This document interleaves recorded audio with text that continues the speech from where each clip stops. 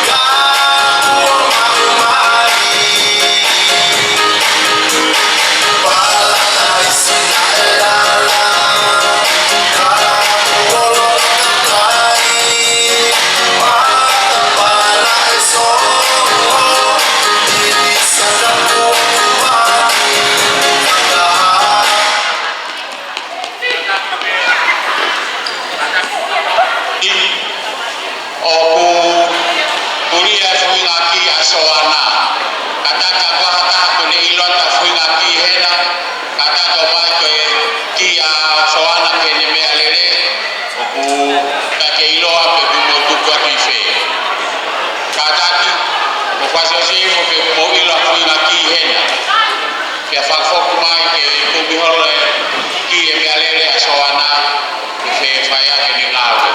Mālo. Sunday, Sunday,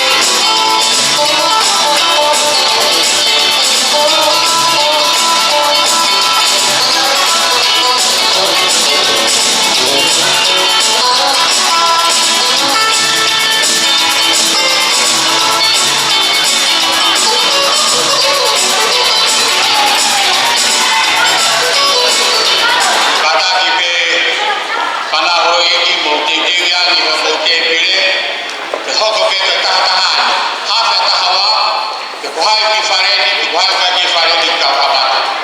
Kataki ko whakatopanga pe ke pataki ka whatonia ke turi ke tau taimi kone hoko pea taimi ku tau kamata malo.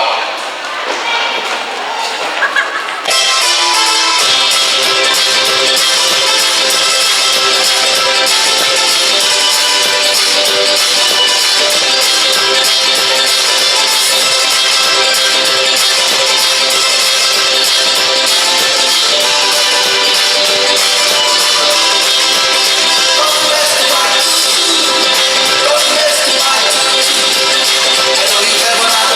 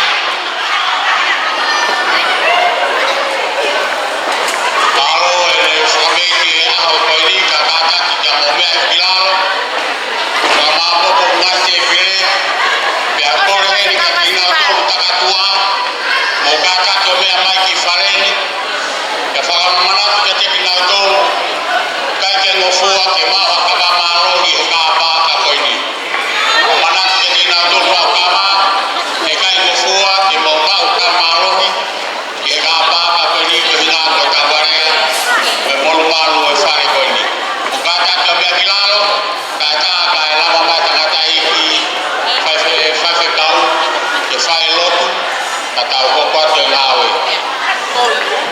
Anak kita fifili koni. Mapo kwangi. Kaya ta ke fai kaho ko fatong ya kwa. Kita baru batu.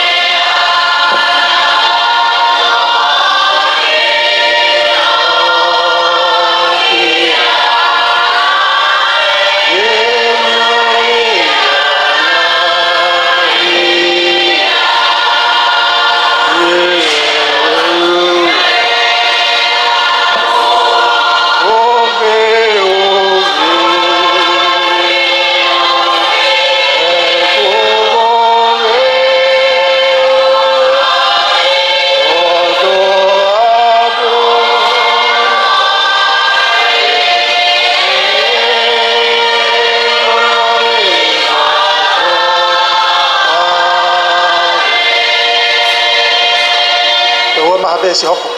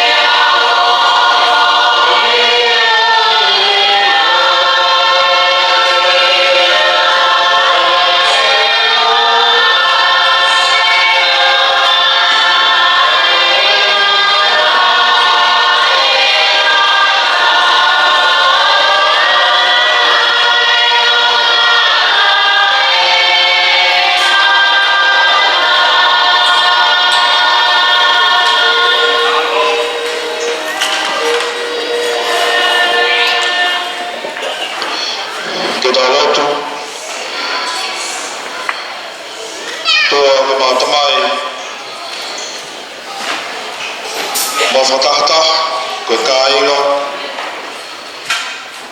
E tāra mo whakautunga au e komiti. Ki ona whakamahoinga, e mo oi whakatonga, a me no whakāinga. Tamara mo haka e langi ko tāu, ko hi ko kau, e palana me whakautunga au e whahok, e saie te la whalakalaka a whalaha i Nosilani. Mau sotonu mo mātātone ahoni, ki o palani mo whadoto whakatoa, e o omi, ai no whakainga, ke lawa ke mau whatataha whiwhia, e aha koe ni. Mau loto tamāia mo moi hake ki o a whio, e ngai prokarama katoa pe ko whaihana whadoto o. Ka kaweinga e, ko tuku mai, ke mau lotoa, ke mau mamoi aki, ke pore aki ho mau tonga. Ke lava ke toi, se waafi aki anga e nofo e kolo, ka tatu au te whito e nofo e kāinga.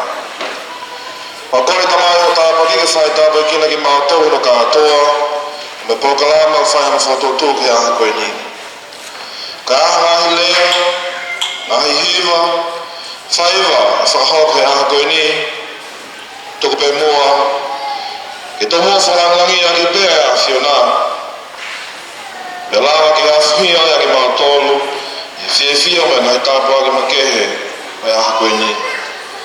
Te whamua tamai ho tāpaki, o whai tāpaki na ki mau tono kātoa, ka tala te whito ke komiti, ka mai singa tamai, mai whae, ke manatu of, ke kolo tupuanga, ka mai si whanau, ka whakingawa tamai ho maulotu waiwaini, ngā toko toa pē si kāinga, koe ki nāsi lawa mai ke mau kāwhakataha, he mālāri ka mai whiwhia aha koe ni.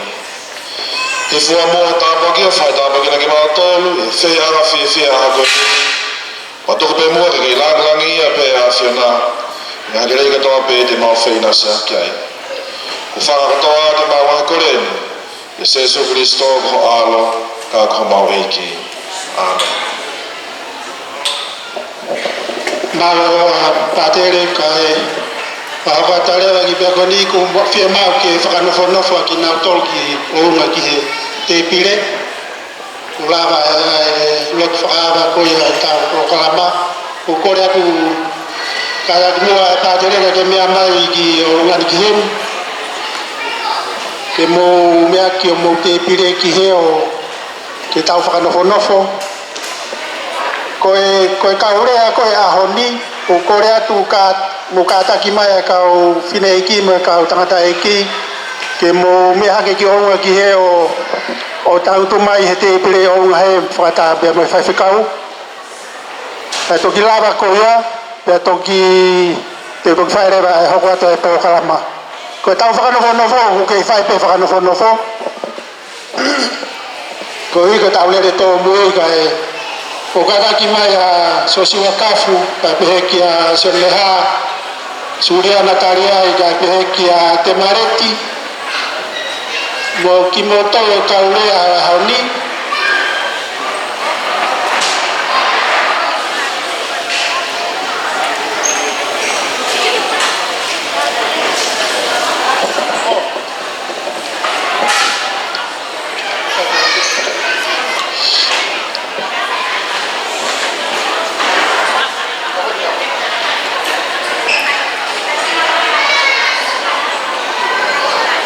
Resia di Matafahu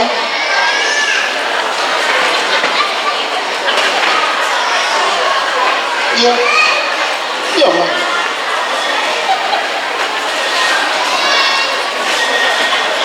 teka harus kada ki o mea mai ya ko kore kita po kada ki be mo go mea mai ki te pri ki ona te maret Kemarin orang ke kemana ke Tafkan Vanova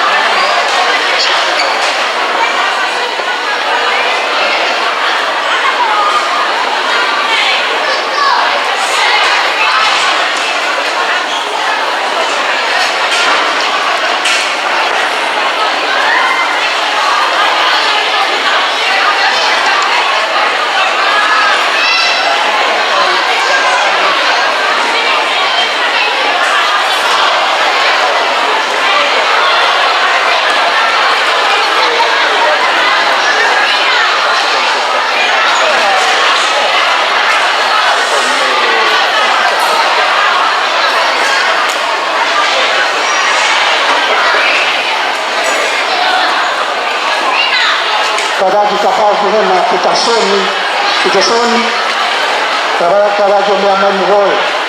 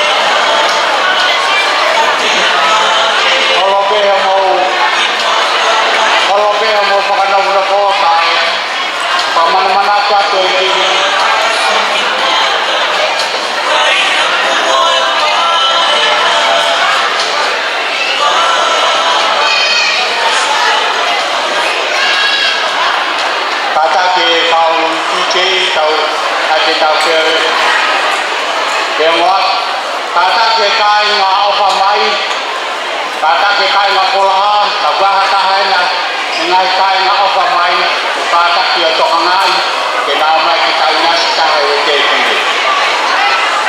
kata ke o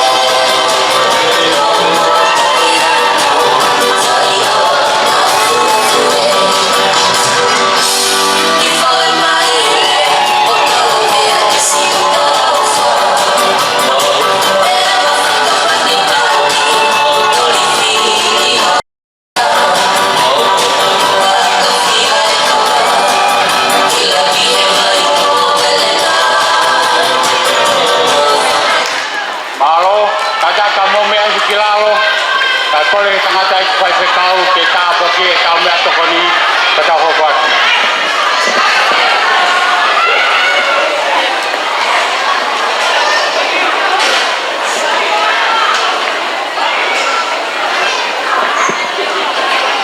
Koremo e whakamare wani ki tātou whapemea tau ki loto tāpu aki o mea takoni ko whai ana tautou i.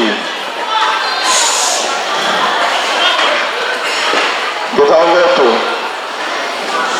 Ka mai ana rei ko hako ate whiwhia malani e kāna. Ka tashi o tuku ea pēma ko tōre rona tāpu aki. Whai tāpu ki nai mua. I feel I love with God in that family. Perhaps no ia o te prema o te te, i mau haonga, i mau tawa o langi, pa ke mau whahawa i a te hofa. Pa kore tāpa ki ke whatāpa ki nani mua, a mea te koni ko tara na te te i mātu mau tolu. Tō mua pa i lea o eki, pa ke mau tō i nasi o i hino kātoa, ke mai wanga i mau suna whamāteri e, ke hokohoka tai pēr nā whiwhia mo nā taraki o langi i na mālo tala tama. Whai tāpa ki nā mua tamāra ta kwenko te te ui, tai koko ngāri i mātou, nā tōu si tāuna, nā māno nā whikaia.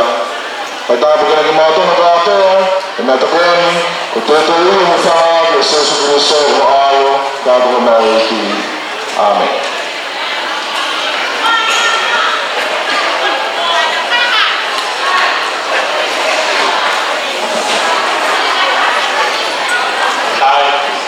Mau bawa kira awal ini mau ayah kata dia mau belajar.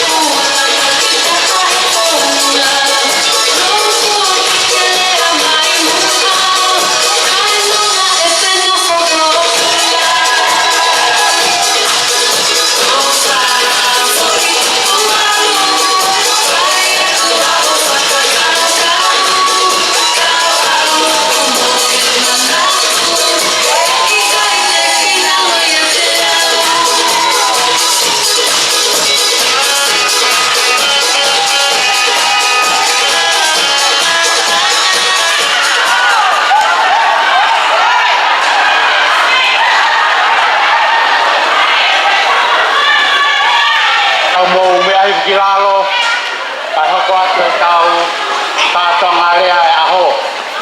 Kātaki mo mea kilalo, kia kātaki holoki po e longa, te mau te tau whanongo, koe konga mahu inga no e aho, koe tawani o wholaha. Kia e whakahoka tia, e tokta o peki tariai, anga whatunga o tau iai, kia pono taimieni.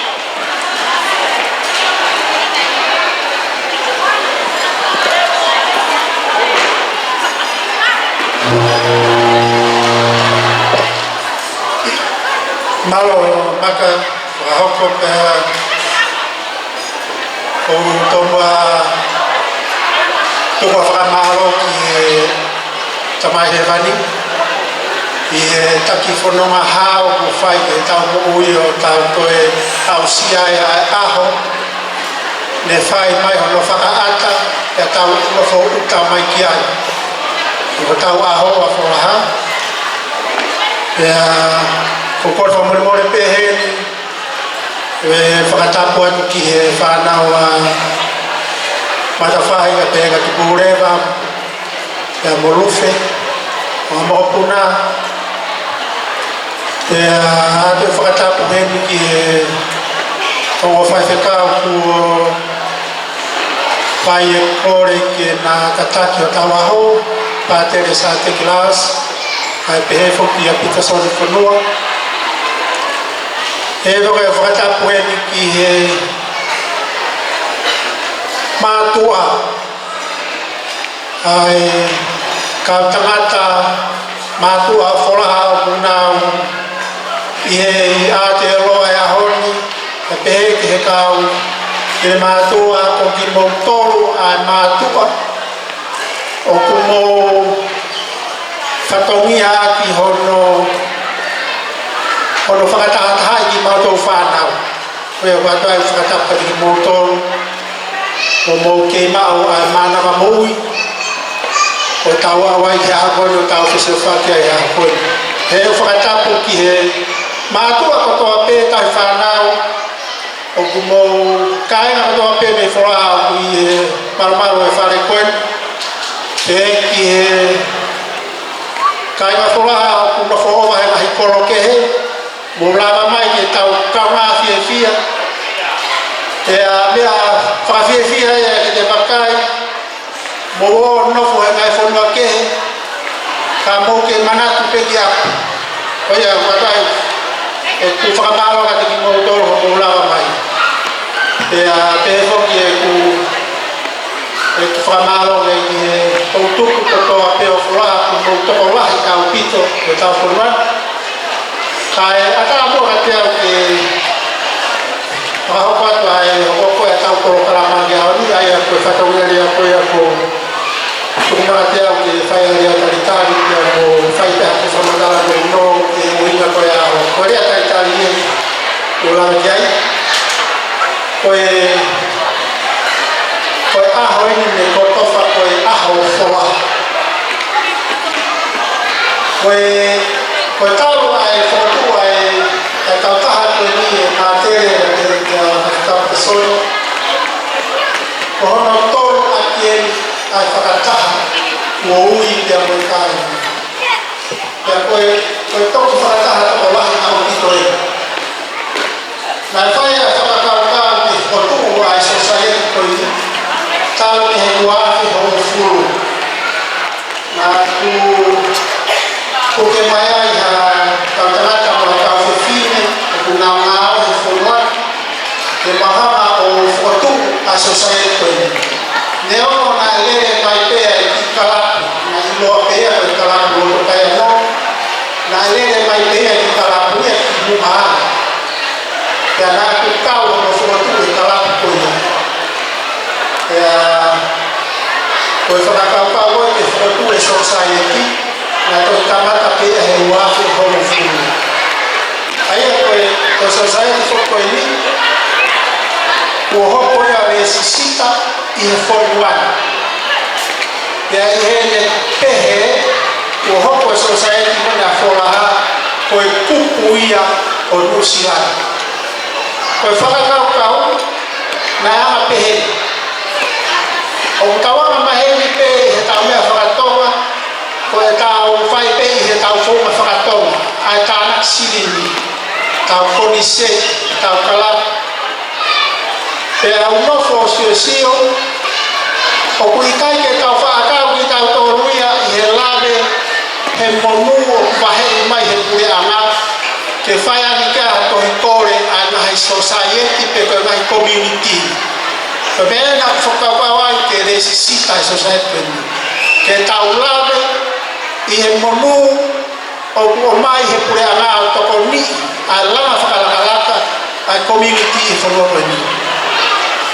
Ko ia ko fifa mahino e pe poini ko ni e ko whaakana mo pe talo no langa ai resisita society ia e whaki lau mo ka ko fifa mahino e pe hei o ku ata pe ke whai pe tau mai mea tau tō wia whakatonga pai ke tāma te i sa koe tau mua mo whakakau ke tau kau, he lawe, he paanga kua wahe mai he whoruani, ke whai ake he tau mahi nofo mo tau mahi langa.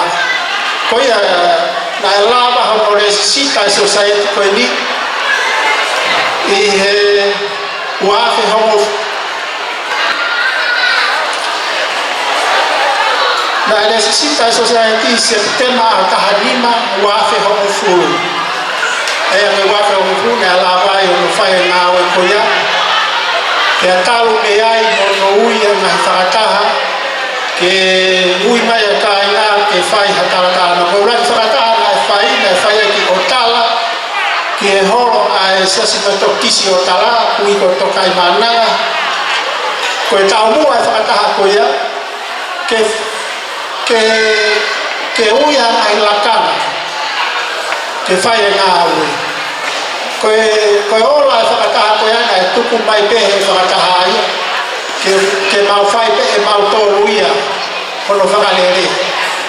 Koe ana mau mātuku ai o mau whakataha, o mau whotu pehe ki tau me mipa o society, ai ana e whotu pehe au ki usea, pea tokoni mai ia alolohi leha, pea sekeritari lewa soana muheata, soana au ku iloi kātoa pe ora he ko te fine ko ni ko ia no fofi ta ki he pes ko i usia ni pes pa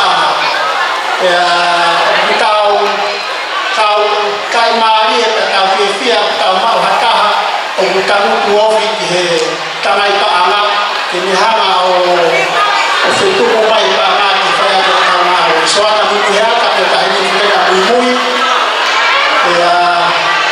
secretaria da tokoni na tokoni ke ta mesigo te mamakai e foano basau rahape e kule mapahati e fas kursi Australia kai rumba e ta masi ko se visa ko ta masi ni la pa ta ko to ko ya ni fine ni fora ko fa matala ko ya ki kwa ta masi ko fine Fahina koe ni o lata sabu mo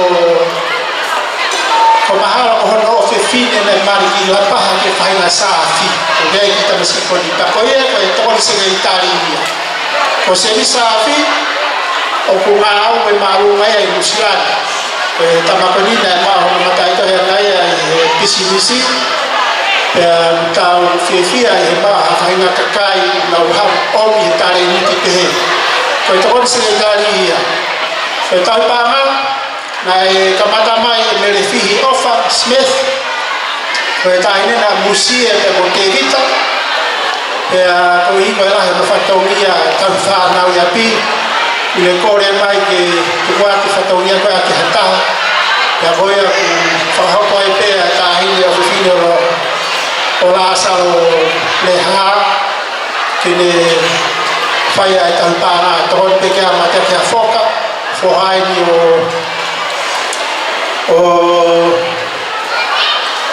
whoa mo Lucia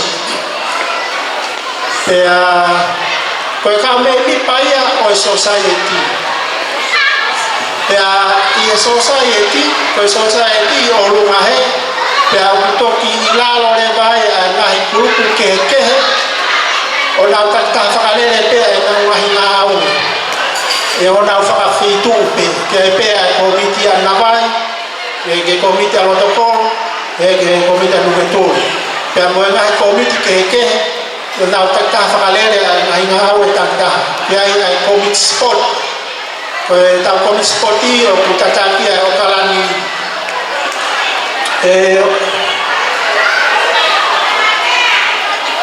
o kalani karatea pea mo pea kutokoni kia ia teita maka o teita maka o ngupehe ko tamaro teme na loro teme ka futu ki furaha pe siko ya pea me fefia pe ke ha o tokoni ka o kalani fangale de tau sipoti kaya ke tau sipoti o mere ka kai miniko a kapuru famaro ke ka tanga rea na ke pe mo komiti eta na pai pe ai o mea whakaforua ko i hiva tau ki tā mea koe ngai koe ana e whakututu ai whakunga o e society koe ni tau ua taha pe ki he langa whakalakalaka a whoraha i Musilani kai ke koe society koe no kousea i au e maumea pe whai koe whakasesi horo pe anai paa langa ki tau koe kore ki ai koe e ki historia no ia o ia na o e whilawi pia koe whakunga koe society e koe whakalakalaka e o kana whakaharoana e whai o e hana na ki tokotola hangai na neka ulawi na i koe tau whakataha tolo wahi na pito whaleria a pito whakai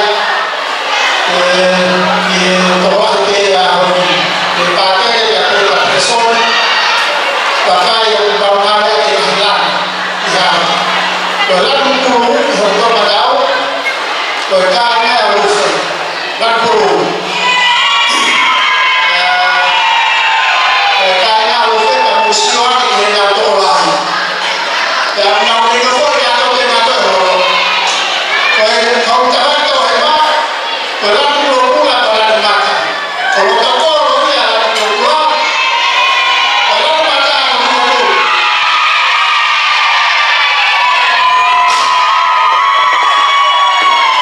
Kamu wakai ake ke toko lahi whau a tu alu ke mono kai ngā i he ua koe na whaka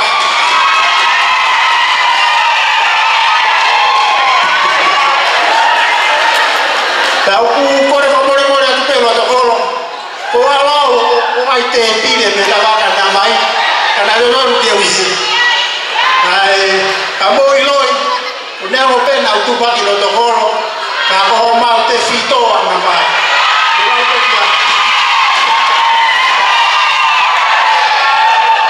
Oia koe ki historia no ia pātere ka te whakau me mātua ki ana o whakalere mono whau mai a ki society koe ni ai au kia e whakaamu ia taimi ku whai atu ai whau koe ni o ku laka atu ai tau mea a wholaha ki he unga marunga o wakane e kuhoro koe ni koe kuhoro ni o tau mai tō haia i whai e tau mea kua noa a pau te hakai o tau ngā au e ho tau a o whai e tau ngā au e whakawhonu ka ke koe anaia e whakaamu ni tuku e me mua ka whai atu pe ngā au e o mahina ai whengai ke tau whakataha ngā au whakataha e a mo mahina ai tau ngā au e whai koe a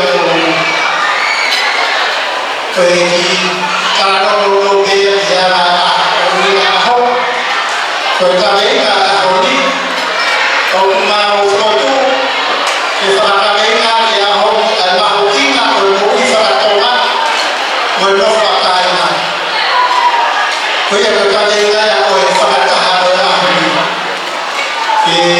koe aia kia whakasio o mahukina a pito ke tau ngā au e whakatewhito he ka whanau koe lahi ka whanau he tu kai kaha na whuri mahiwa a koe ane a koe o tau mō whakatoa aia koe lahi ka hate e ngā sio e tau he o whana koe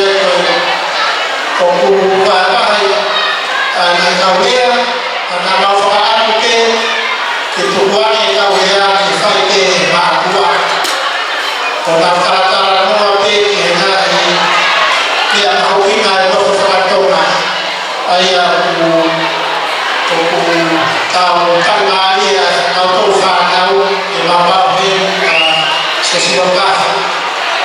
A te hemi a sono le haa o te mita ko te mareti o tolu te mo whai e tau nangea ia te whoki ki ane siuri pai tau ane siuri i o te whai tau e tau ia aku te turu ia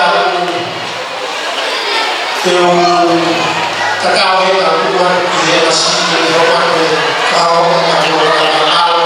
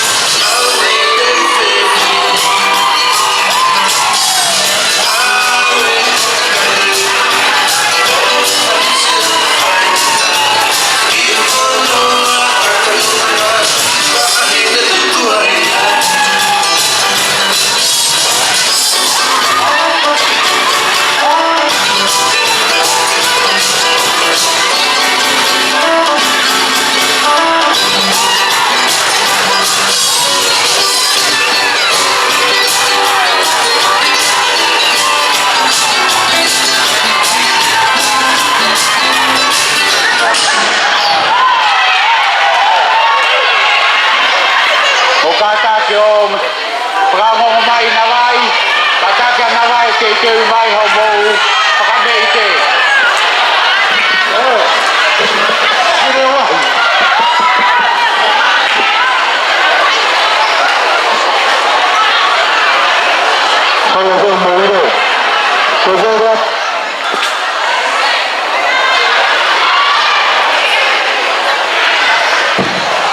Orang di Lawan, kemudian tiup mai ni kalau mai mau tu pada pamana ni mana, kamada Lawan, kata tiup mai, kalau mai ni aja kalau tu orang ni loden, jadi apa mah lo tu kalau mai mana tu. Nawai tadi kata kawan.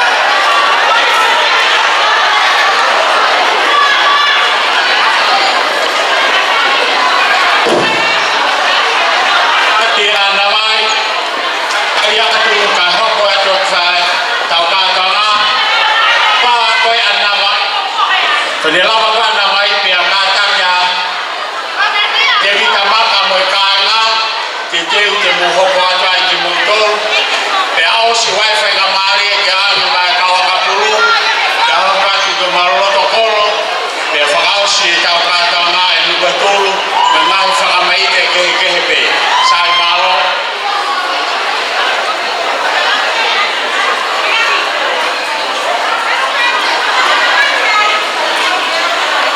Hangi mai whahe sake, hangi mai whahe sake. Sake, sake, sake, isake ia.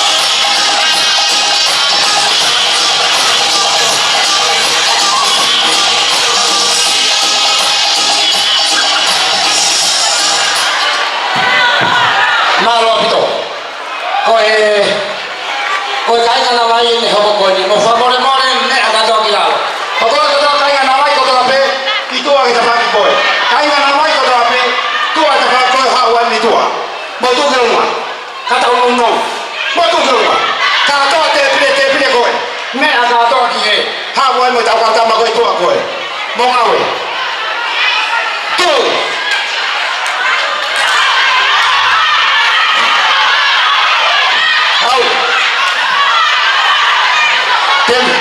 Te mau pe te kalanga ki waka kolonda ke na oki he.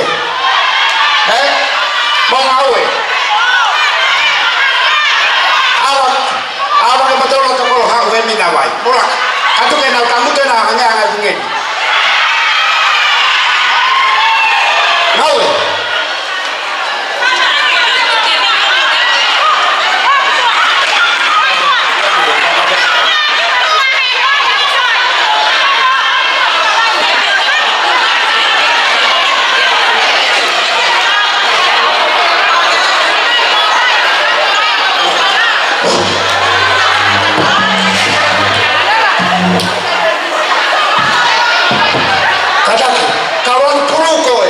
Ran pulu koe.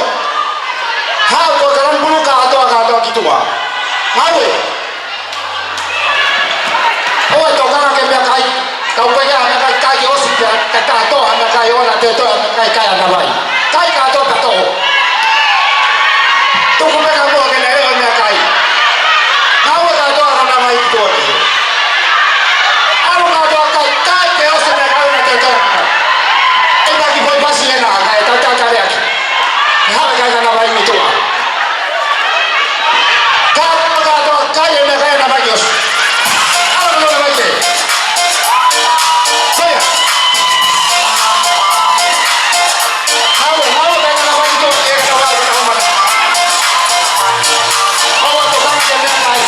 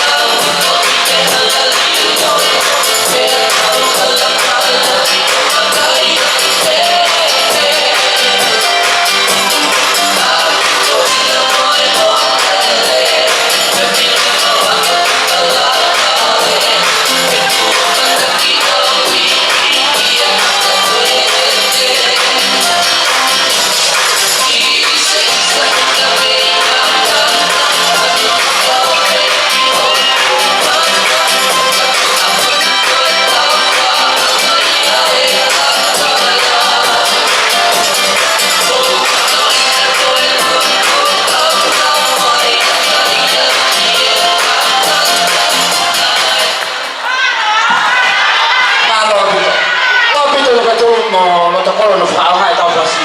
Tau mo iro, te mau ke mo mea ki lalo, whakamore more pe, oa te mo ita, mo mea ki lalo. Kai kamata maha ana mai, whamore more. Oa ita, tataki. Whamore more, ora matai mai, kari tahi ke hume ka namai, ue i mai whakasko ia. Whaka, whaka mo mea mai, ka tau whamata. Oi, ai, ui. Mare, mare, tamai, tamai.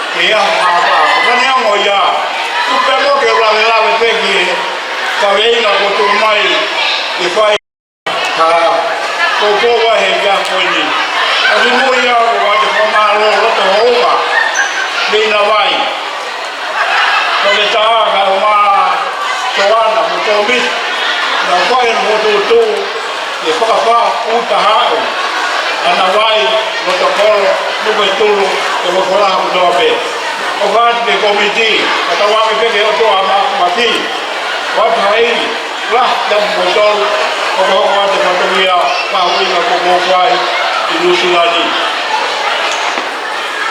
atu mo ke ki la na vai mi ko wi lo ko e ka wa ka mo na vai ko e ko lo ta wi o li se agora no ta tu pua o no vai a historia o na vai e ko ga hingo vai a ke ho ta o lu se me fis ko hingo ai me fis da hingo ai ta ko ni ko na vai ka buia e lu se aqui ko ko lu a wen ki pola ko na vai o na ko ka pola ai a ki e ko ni ona vai ana kuya iyo mtamata kwa luke kana no ko bea ha loka pelu ko tulu kilo ya eba kilo historia kwa watu mara kwa no ko ko ana matakari ikola ha kama kwa uta hai maji mui o mara bila dol ko ya uya ide mu kolo ko na vai uilewa a protokolo ya mono kwetulu koko pia kwa taha iyo taimini kwa kwa umtamata kwa lufe okuhawa takaya anahe kapu iloa oagu ya hoti ataranoa pia lufe kega wabi kwa mono umtamata ogere apiai iloa iyo kwa tutu wetamata ya kwa mwe afya yetu yatafaa be utakata lote ile ofisi hoka ya kuhina ile kwa himo iluge na ikolo na api kwa ni ya na ile toa kwa ile tau kwa ikuna kwa mwe tamata tutumu ya api kwa ni ofisi hoka ya ave yake mtamata ilo haya na wai ye taimini moto hili ya mego kulanga nai ona wai o hotau ya ko rufe o moto ofisi oya bu sehera e ila no beki na wai atu moge soko mai ke kabina akuna baba ya mego mena wale ke kibua ona wai ye ke mafedio baba hapa porque tu ia na ukesia na dor tata wai pe ia pe wana aba kanga ta pe ke na ukesia ka ilo pe ia e doa mo toa no toke ana wai e na kwa ia to na ofia ki no tempo tata wai ko no tempo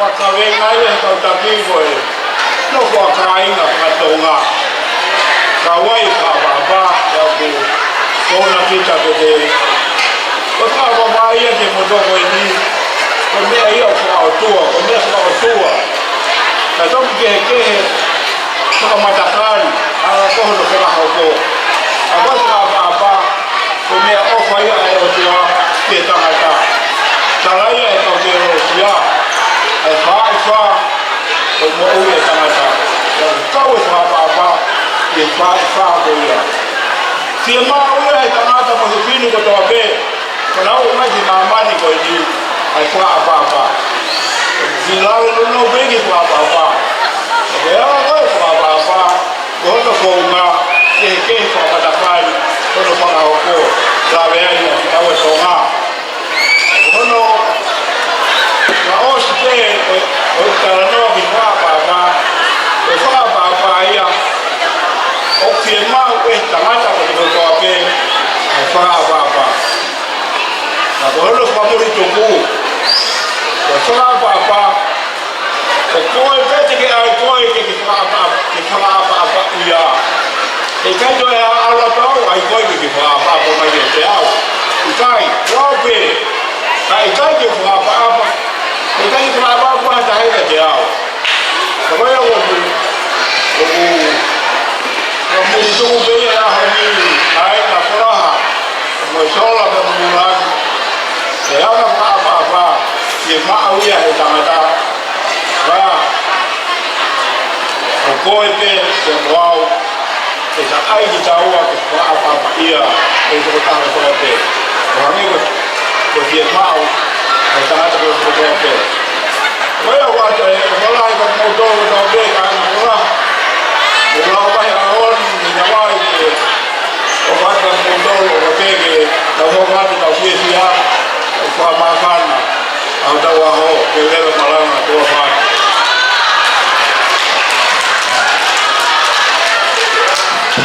Maro apito, ka hoko te peke francesa.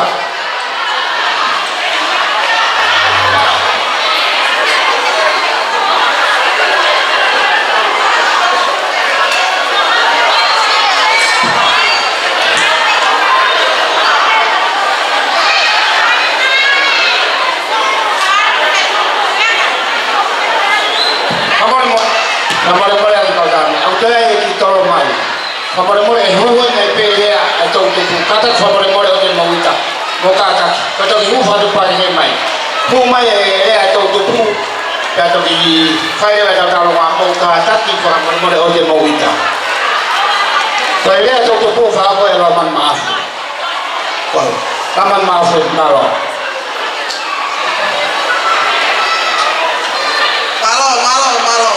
Fia pe folaha bela pe harai. O te movita na vai ko ka to tele ko to me ko. O ko kole ke ku fanga i para tapu tala o faki fanga joy. Ata mo o ku ke faya te to ko ni mo popo ki ka venga le o ko. Faka apa ai ka venga ko fai no fa tongia kita na ala to ko ni ki he ha ko tupu ka ko folaha o ka hau ko ha apa ko to hi fo kita ka hiki hake ai ngei ai ta hake he ko lo to lele ke fo ke lele ma ai ke he pe ta li mo lele ko fo ke he o anga fe mahino au pito kai whakakau la lampe e ua. Ua aki, lea te ngāwe aki. E ke he kulea i ua lopi ako, e ke he kulea i loto. E ke he tala noa mohok maheni, e ke he kulea ki me kono mātu a. I e whakakau kau, koe kakai, pia moe whiohi anga ki te iai. Whakakau kau ua, ko to te unga.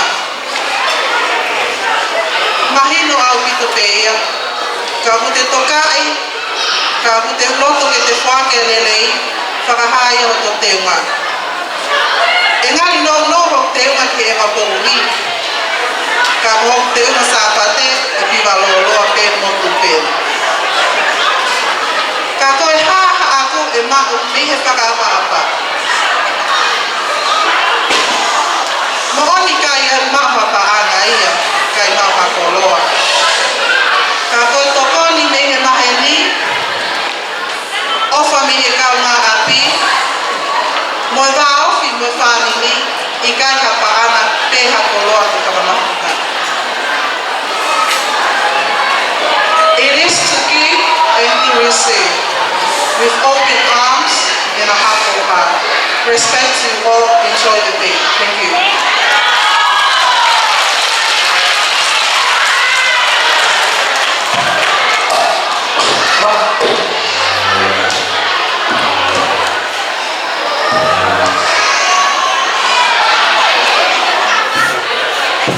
Malo apito. Malo apito ya Mario fai salon de forma de todo tu.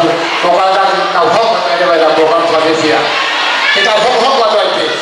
Kita programa ko vita aluma to na me me ni ma o ai pe pe to. A to ko ke mo ba ke. Kamar pare. Ma pe kama tare ba da fa de fia.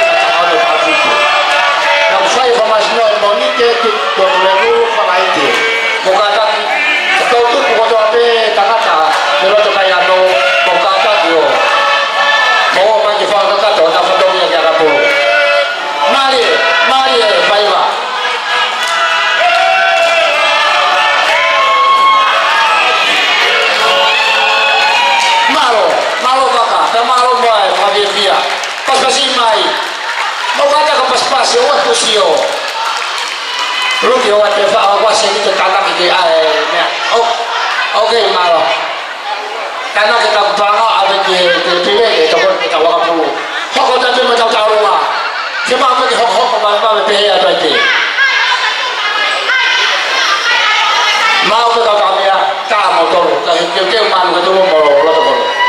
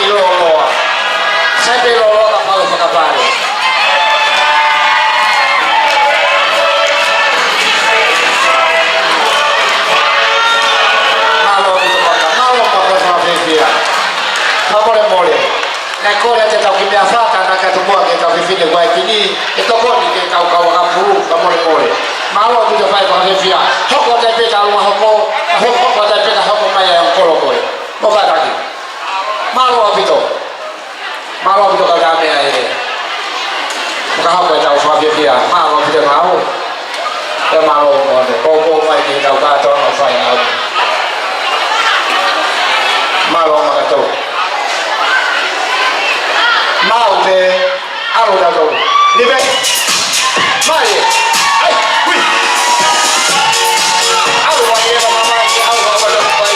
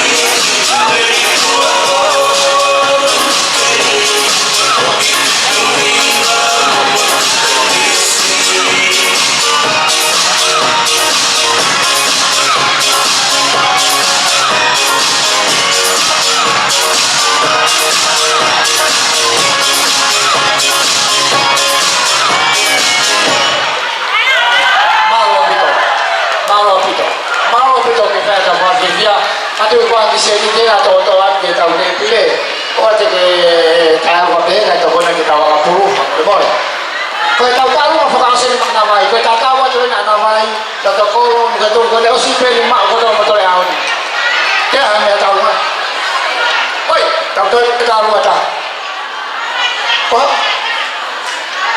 ko se ba no to ko yo a ro yo ta wa ko yo ta to fa ka mo hoko me hoko mai se ma lo to ko mo na vai ya evita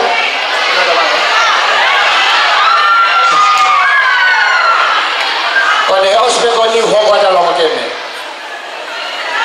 kone evita tu ko ni ma mo fasi mo ka daki mo ko ma ya ko ta mo hoko na Mario awa tu mana ni namai awa ya ke awa ta ko ta te ke lo tu amu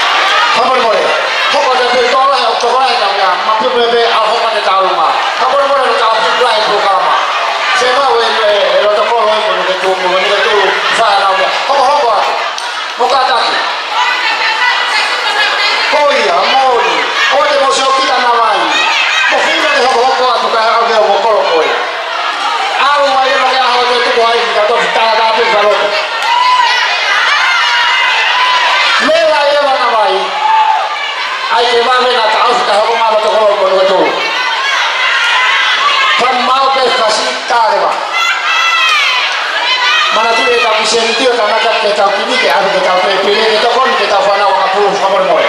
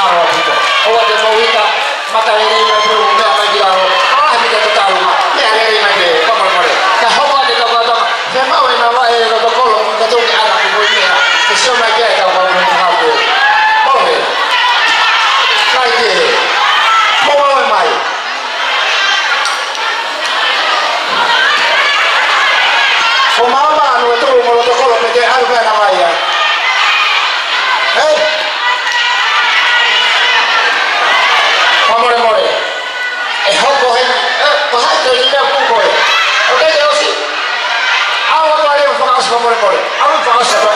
Kaya ang mga wala ko. Ospe ba. Alu ay ba eh. Kaya mga wala ka mo ako. More. Ame, more wa ika ko biya te.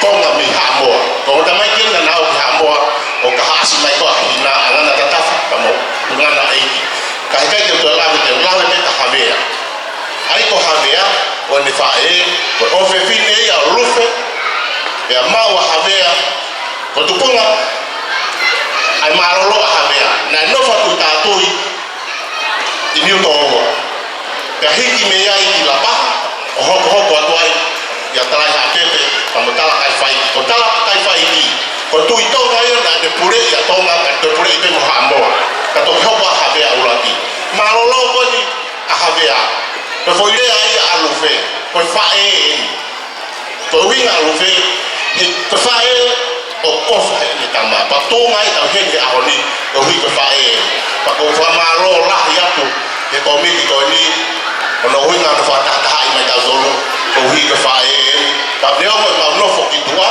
mi fo ha ta ko ma te fito ma fa pa ke yo fa nge pe fa ka ma dolo leo mo mama ta mi fo ha o fa maro la ya ta mo dolo ya ahoni ono fa ta ta ai ma to pa ko kore fa more atu ku ita se inga tambe ina vai te ku te unga kula te te tano ape e ku hinga te wa kula ka lo ke isi mo wa ko pe fora na ka ke wa ko no ke na wa ko pe fora ha o se wa ko ha ku nga pa to ka lo ni polisi na ya pe ho ku ki nga i moi e apsiasi wo siliana na me mai pe me ya e ku me a ko fi ma o ko e he ko ko ka ko wi nga ya e te wa kula ko ni i ahoni tata ki pe kai nga ta me na ba mo fa more oya ko fa ma lo la pe han ko lau e ko mi ma lo apito no kali ma tol ko wange pe ko la me ko ni ya le ha pa pe na soni ma fia ma fo ki fa ko le ai a lu fe ma fia la apito ai ko o seri o hang hai Palestina ni kala palo teme tamo e fana o konya kalapu o mai di seni di goe ko tokoni di me a honi bagi te kieni ka ko koreano firmatu alo teme o spenta ta fasi tapi tola ko di te ke ko ka tokoni di ta ta ina di tola malo abito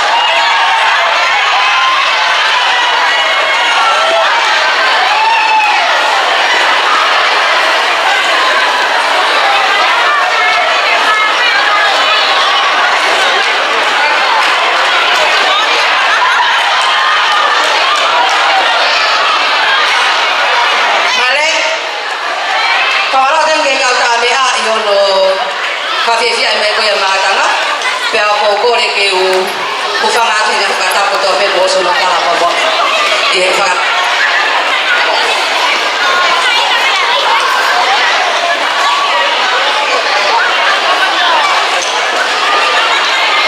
ka e whahoko atu a lewa e tawalunga pia mo ngahi lea ko ia pia mei loto kolo pia i he taimini uku pia maweni ki he kainga ko ia pia mei loto kolo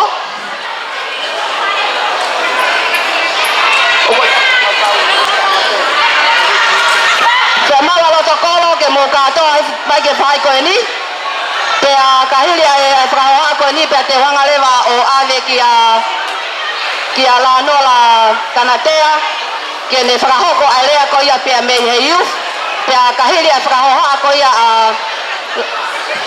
a la nola pia o kokore heni ki a sosi wakafu aia ko lea ia pia mei he kau tangata eki ko ia o lotokolo ke ne whafafonga atu a eta whaaki ko ia pia kahiri ko ia pia teu whakaose a kleva a lea ko ia a lotokolo whatatau ko ia ki he porokalama ko omi ko ia i he ahani pia o kokore pe ke tau tutuli ke taimi ko fu sio pia u lavei ku api a taimi tupu pe pe tau ngahi whasiefia ko ia i he ahani pia te oanga whainga maria ko ni ke u ave ki a la nola kana tea ke ne whahauka atu a lea ko ia pia mehe youth malo au pito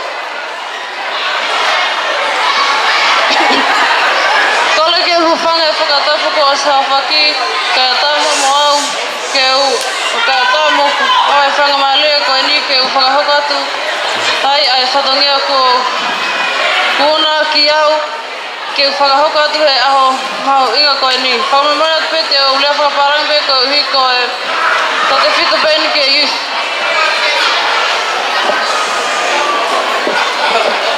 So today my topic's about relationship. So I think this is about relationship in terms of family, relatives, and maintaining Tongan values. So for us, I think our culture, without culture, I think our family means everything. So without family, I think we wouldn't have a central support. For example, if you guys just ask yourself, when you're in trouble, when you're in need, who's there for you? I reckon your family's there for you. They're the people who support you financially. They give you food, they transport you, and they raise you up ever since you're little. Also with family comes our cultural Tongan values. So it works hand in hand. For me personally, I think that the main value for us would be respecting our elders. So when your elders tell you to go do something, you're actually going to do it. I know for some of our Kiwi-born children, we were raised here in New Zealand, it's difficult for us to maintain our cultural standards, and for some of us, we are looked down upon. I think it's just because, I think it just depends on how your parents raised you. So if your parents were like kind of like soft on you, maybe you might not have that value, that respect for your elders. But I think it just all depends on your parents. So if your parents raised you well, then you're probably most likely to be successful. So yeah, your children's behavior reflects on your parents. I think with me, my parents, they really pushed me hard, telling me to strive for the best, and just wanting me to make my family proud. So like to end my speech, I think the main thing I want to portray is just kids, you guys should respect your parents, strive for the best, make them proud, because it also makes our village proud, and just everyone around you. Maro pita o whātu, kia ringo tōhon mo tau pēr, mo mō mea mahi ahani, ke whakailunga e aho mo tau ki kolo, wanga, e loto kaianga maro pita. Marapito Rianola, koe tahine koe ni koe tahine nia o kalani pia molatai kanatea. O kuako a Rianola i apiako koe nia e James Cook i Manurewa pia ku ilo ia pito Rianola e apiako o ku kauia i e kau tō taha ko lele i ea pia ko koea ni whakafofonga atu a elea koea e tō tupu o roto kolo. E ko o karani, o puroko tonga nofo o ta roto kolo i a papolatai. I a piko ni o siwa, ya no ko ngai ko winga ya ya ba ya no la ko e hopa ko ni e fa ha ho pa tu e ma tu a ko ni me lo to koro ai no bo me mai pe o ku na u tang ku ko ni ko e ma hu nga fo ka ko la me na fa ne na ya ni ko e ma hu nga ke o mai e ma tu a ke na u tala no a i na u ngai tau ke ko hi ko fa na u na u fa matala e fa na matala ke ngai me fa ko no a ko e ura ki rea te tukua ngia ki a sone ka kire ke me hanga o whakahakoatu pe a toki hoko mahi tua sione a sosio kafu pe a iyo hoko mahi tua sione ka kire a te mareti o te mareti ko e ove fine fika waini o sione mo korona ko e kauloto koro e ya toki famui mai reva a sosio kaf foi a te pasi e tasio ka gere malo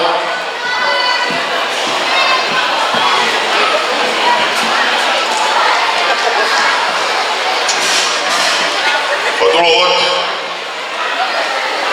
o gole be ke o kada ke afio o tua yo ka o roto ma ko ta wa pa ta mai o gole ke o ma ma te tala malu e whanua, o rotu, o tala awhaki, o tawa mau ngai. Ka tā, me mutua tai roa koeni ke o tala o fua. Ke tutuni a toke tā, a mone kōpidi. O no whae fua tūtū, maa ro, mo mauina koeni. O ne whakatata ai mai kaina rofe, kaina te kōrewa, ka pēka matawhai. E whanua mūri koe. Pea whawha mea maro ia he mea o tōngona mea toka tāni. E maa ua kwa ngai u tātarai whare. E he maa tua mahara ki tawai koe ki mui e te au. A ko malato ia ke mea e tātai paisten maa lo. Tōne mana kawea, mawau matoro hapukunga he tai mini. Kai kei mana tui ha mea, o kai na kai malawa ha mea ia he ai mea vi. Ma wala mbe ki mui o rangi tua peo. O pasi pe me ai. Tu mai o kau tangatani o tome. O wha pe he ahon. Tu mai a toke tā koe. Nau kei tō ngā pe kei si whaua o pe. Ahon. Angai o pe tu whatataha ki tau tōmu ni kōpini. Tau whamamana i. Oia kare atu ko toku lawe i pē lea. Ko mai ke ukule ai. E pō mei ko ni e kua umai ki hot whare. Nau wheru ia i e o tāna kāno te kau. Tau mai pe lea tā whai ngā lea. Pea o lere mai. Pea me kata mō nene lea toka koe. Sino tua mo whakapo umi tā i loa. Au eike whekau. Oia kai ngā whulaha. Awar more ka pai ngai ke maha mo mea mea rea koe ni. Ka eike whekau ka tupe mua ke tu. O tala mo fua ke whekau. Ka kau ea o tuku mai ke whai e rea koe ni loto kolo. O pehe mai. Loto tō. Whakatō ki lau. O whamawhaka i e koe. Koe, te whawaholo me au e matau tū tāpe. Te koe mea ke take te kau ai ai roto tō ko whakatō ki lau. Pa kukulenge rangai mai ka te au e kui tala noa te mi whra.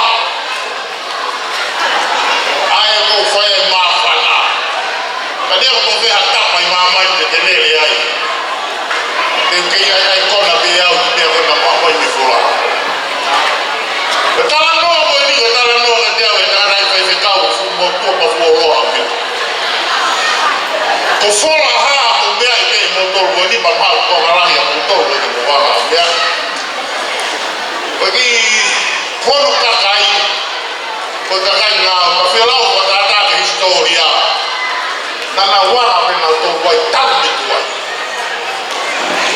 afola pai he tafa ke mala ke pe ola nei me o tanga o ma do e ke si ha ke ka fa he ka to pa ka na tai wa pe na to ruia o tanga raia o tau ma tau e agua o fa ko ni me e ko to ta ai ke he pe ma ko ta ni ma kai ma ka wa ka o pe ko me ta ta e ko ta na ta o ki ko la ka pe ki to ka ye ko ta na ko ta no e ko ni no ni ko ma ta ka ka ko ta na ka ya ko to pa mo ya ki fo la ha mo si ke he na ha ya ki ma na ku ke na ka o ko ni ya va e ka ya ma ina mo on ni mo la ka ta ka ta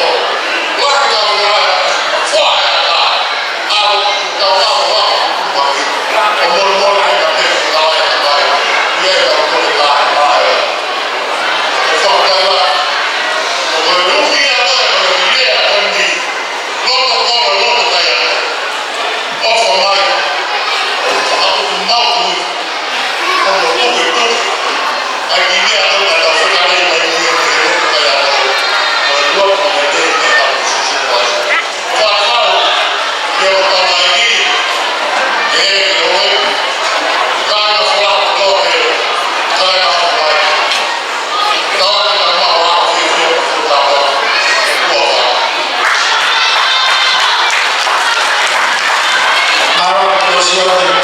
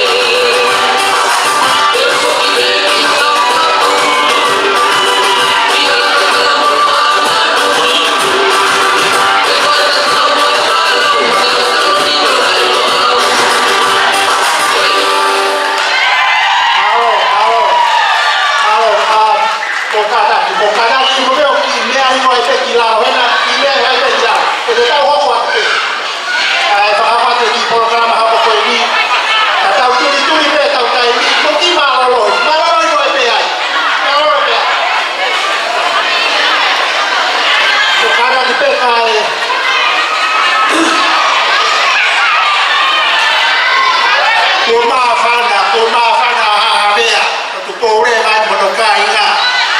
Pea ko maari ai whakahaka mo tāna, una urau noa, pa whakalau noto pegi kanong pōru, mohi ifo. Tu pōre mai ia. Hoi a ko pōre pegi mo ki tālolo pena ki marolo, kai hoko ke taurea hoko, ai whakahoko atu e te mareti. Te mareti koe o fefine ni o sione pe mo corona tolo to koro pe koe a ko kumare ke te mareti ke negi fai tu hoko pe ka vela ta pe mama hi mea fai pe de ki la vela me ki ai malo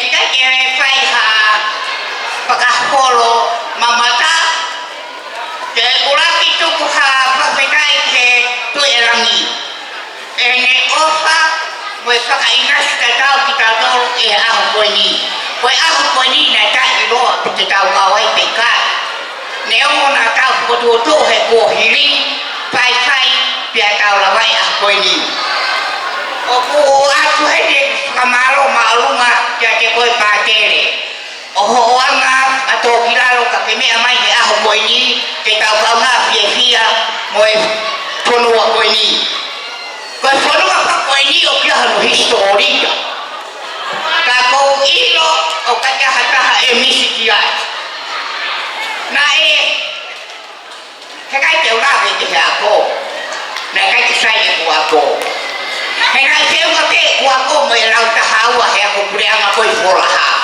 koe taha hine na ne ako i taha ua ai no kurea ka ko alu foki te ki tō mai taha ko ako ko ako i taha ua koe a potu fonua kontinentol koe ka ko raka mai peki heni te whaka inonga i te au o ko kei mo u o kui pātere koe ki whine motua koe ni koe ki whine motua pau tahai no folaha ai toki koe kakai koe ni moe nau whanau koe whine na te whai pau laki i folaha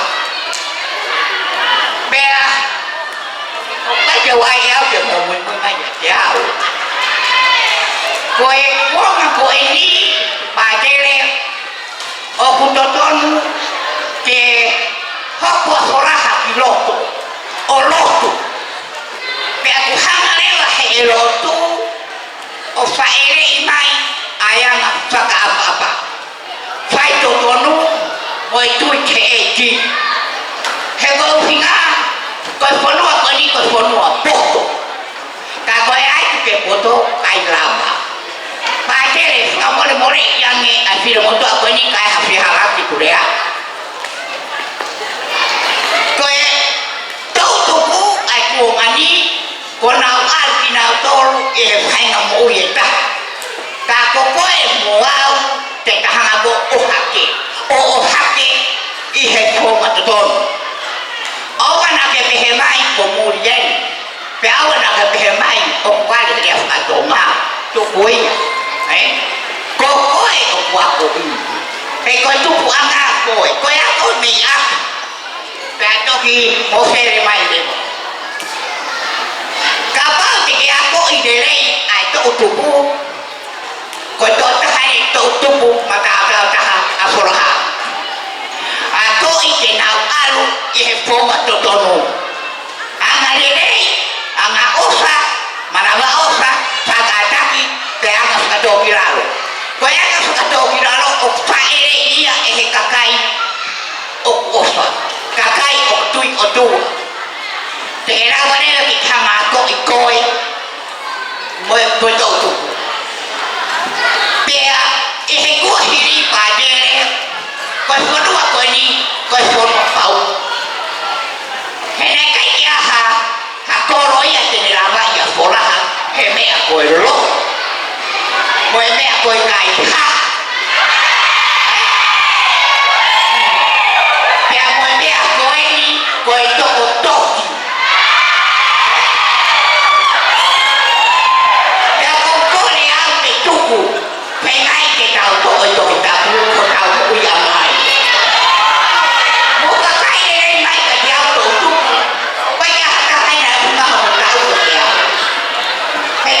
ini lah dia orang kaya mo.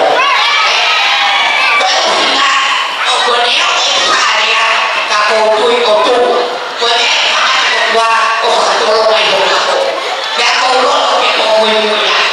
Ye mo ma ko ni bukan ko to ora ito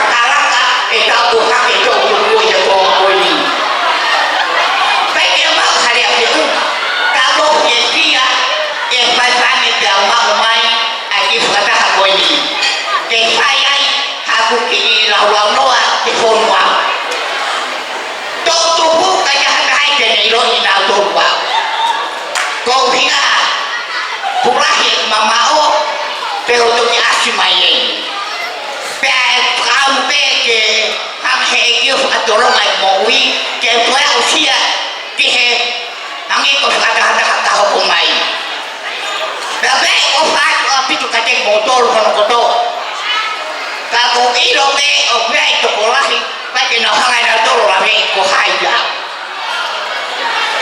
ko o pe ti brahe ne tamata iki kausi pero esta calle el otro coro pues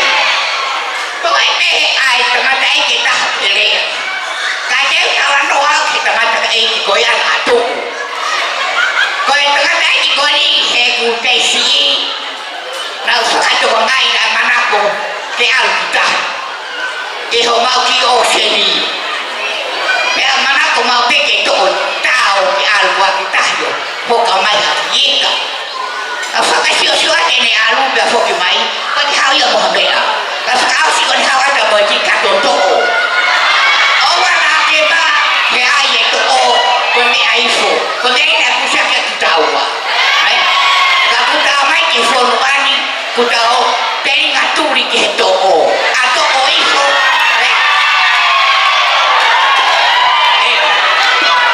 Kau ya kain pola. Samai ehelotu olotu mohoni kalau kita usio fofan kota hapena kita usio fofan ai kolotu pekai fofan kan koi pacere paneo kukai ke mauha ina sire mate matol opa ya pio eki ya ke koi kita wa ke kahau ai fofan kan koi malo api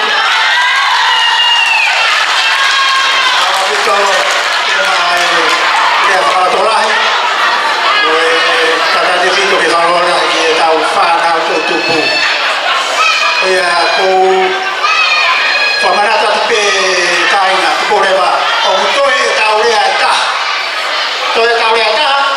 ka mo fa ka to e ka fa ke via ka to ki ho ko mai taure ka o si spaya so so ka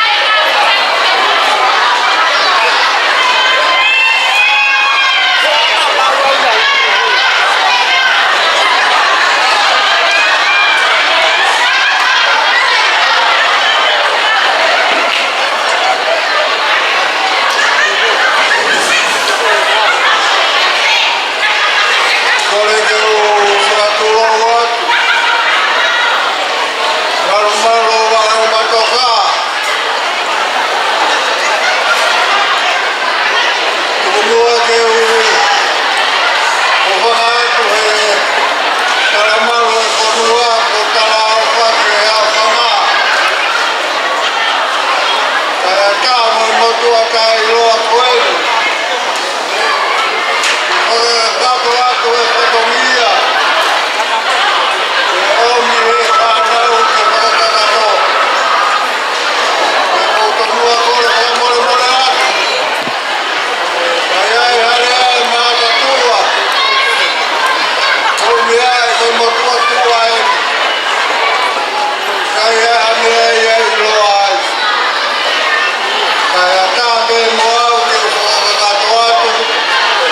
Kata ke o holoi velonga. Kata ke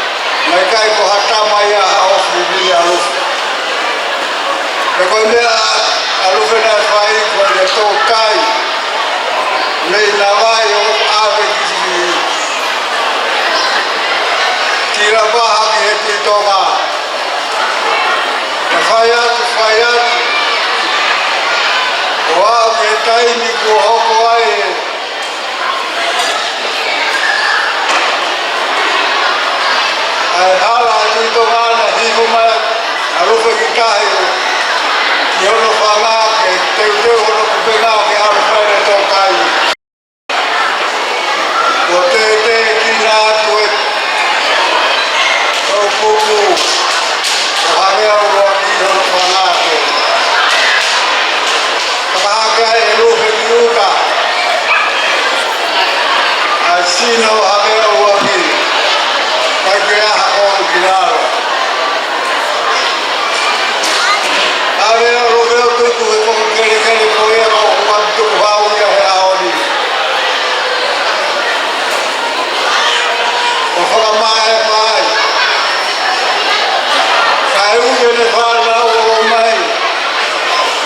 tava pipa pe kau e lume ke na oan.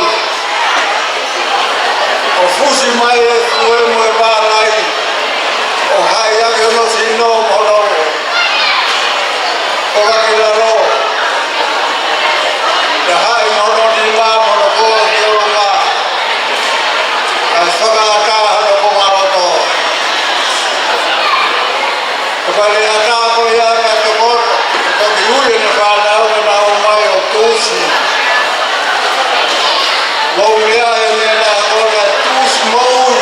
Nai kai tāma te pato tūsi. Penai kai ki aha here, penai kai ki aha toku. Moi mea spingota. Moi maki. Nai whai ake hana tūsi. Whai pia lama motu. Te ui ai e kom kere ko ia ko tūtū. Kei tūtū pehe ao. Ka wāki ea hau ati kuhau i tā. E rau hangara rau hiki e koma ki lalo. O tuku ki he ta wāki kom kere hau mai. O whakahaere atu ki e tau puku o. Hame au waki. O hoko uai. Ia ui e koma kere ko ia ko hiki hok. E ne tuo e koma kere ko ia. O maari e no hoko. E nā toki hana rewa o whakahaere. O whakakoloa.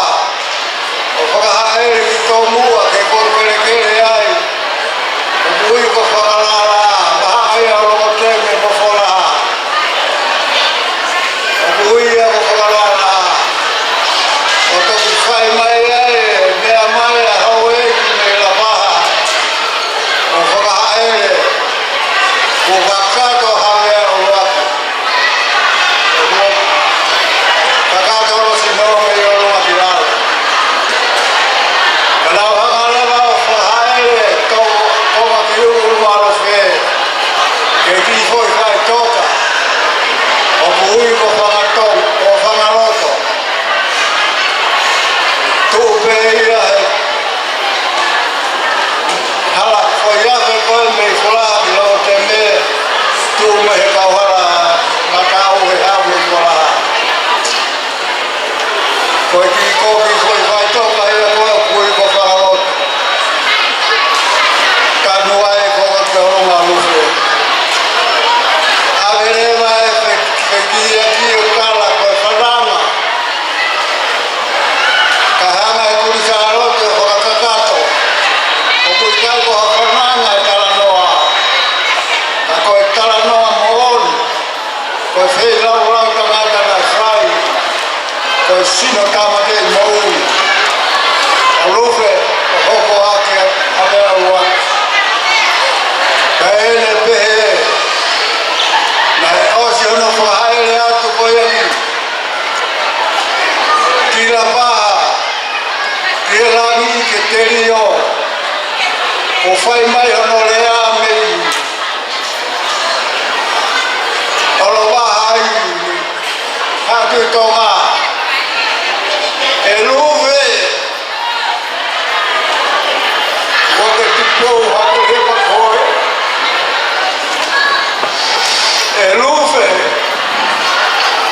Koke tipou hake hepa koe. Whakalofo ai pe tupou hepa. He aho koe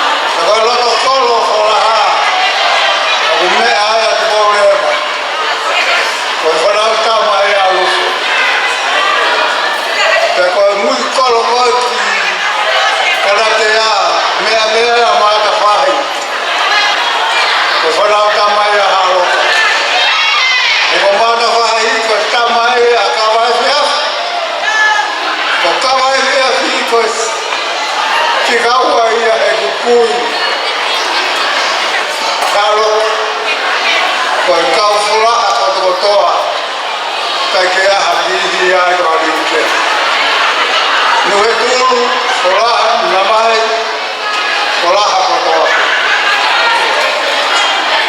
kai ne be ko so no ta no mo corona ya na moto na u be na ka be ko la ko o be na rua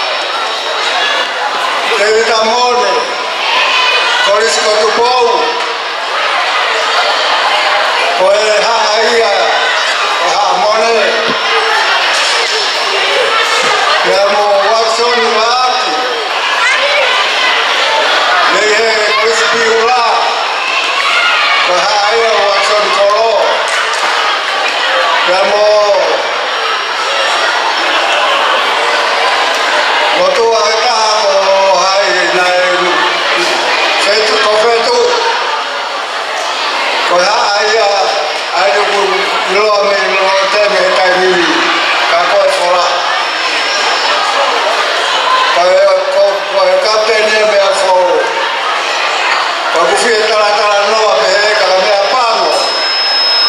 O no, e taimi.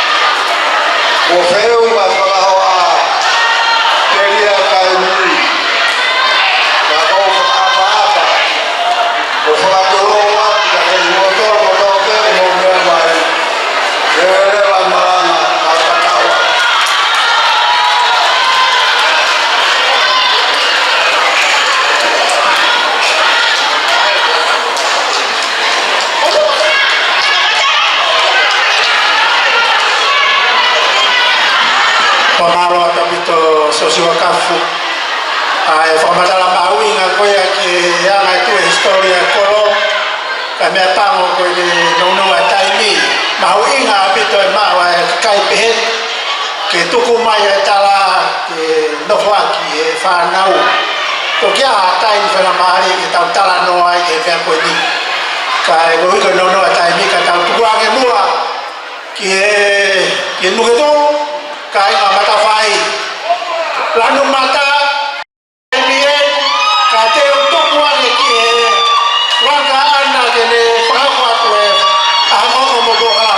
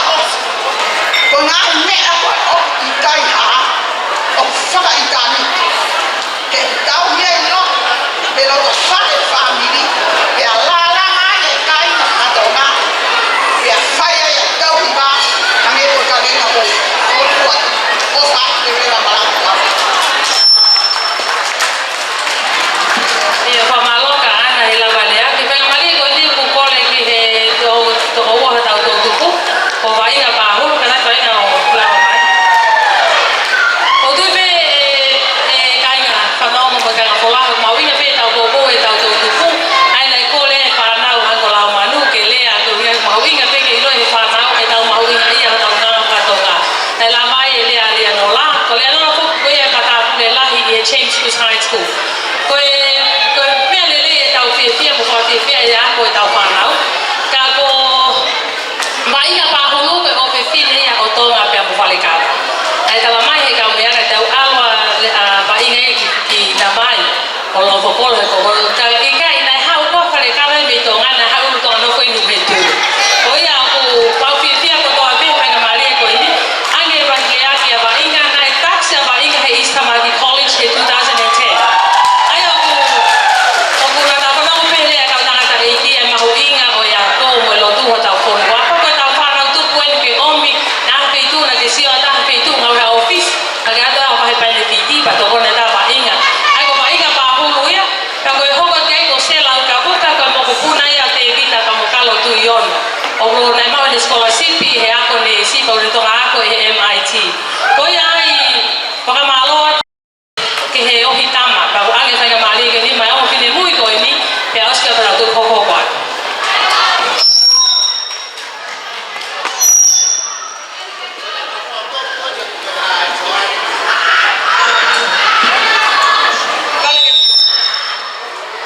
kala ke ku fanga kai fakata ku mo aki a faki kai ata mau ke kau ino bahe ka benga mahu ingani o hangai ko ya mai la kilea aku luar kilea kualea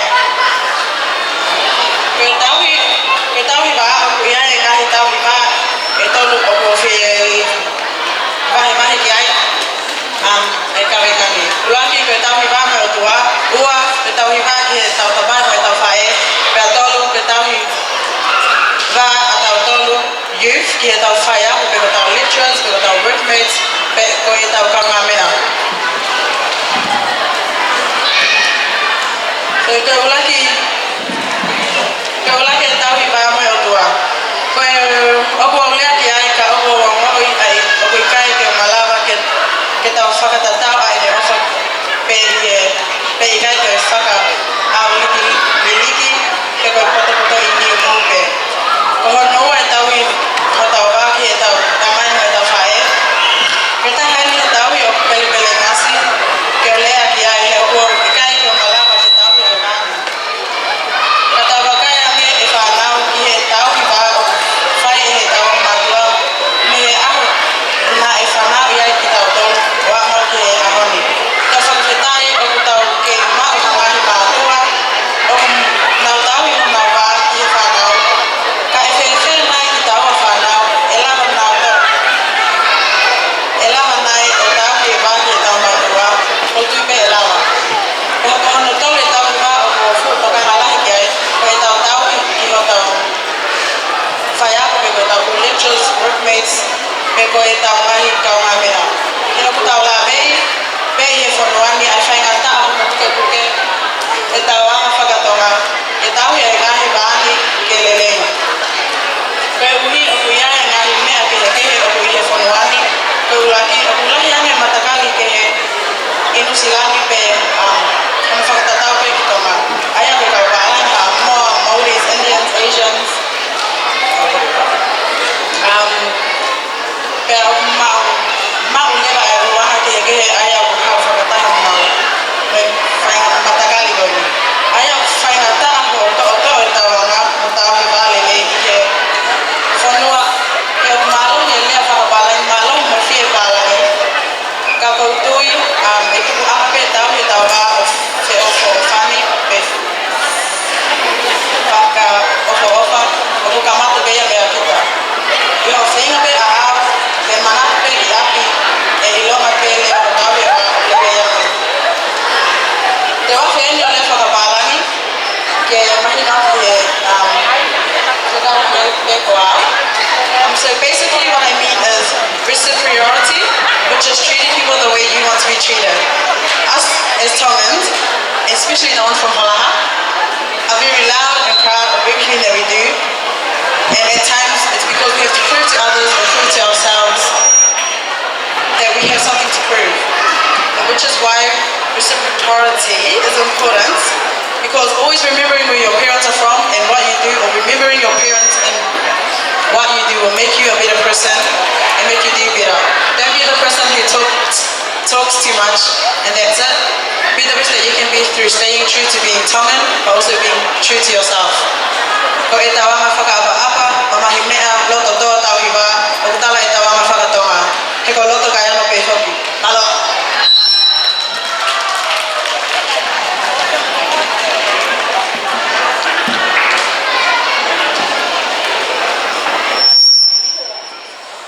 Kole ke whakataka.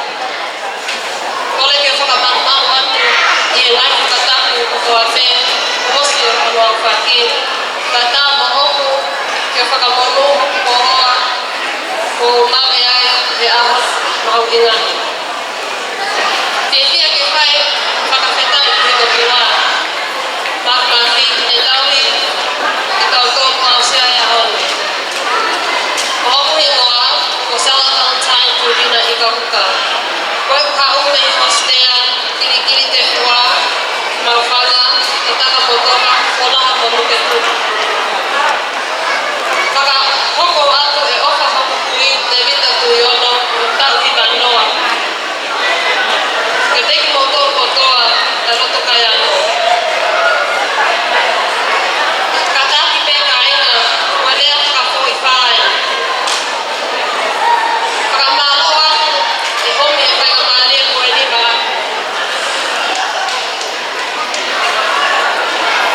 Koe a ko te lea ai.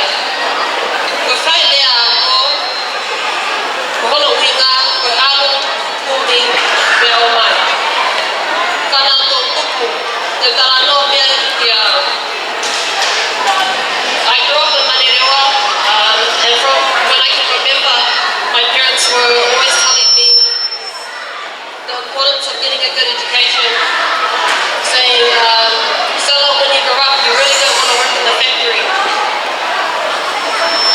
And we all must know the story about our parents coming from Tonga. They came to this country of the long way path for a better future for ourselves. And every day I would go to school with that at the back of my mind, thinking that if I studied hard enough, I could get a better future for me and not only my family but the Tongan community.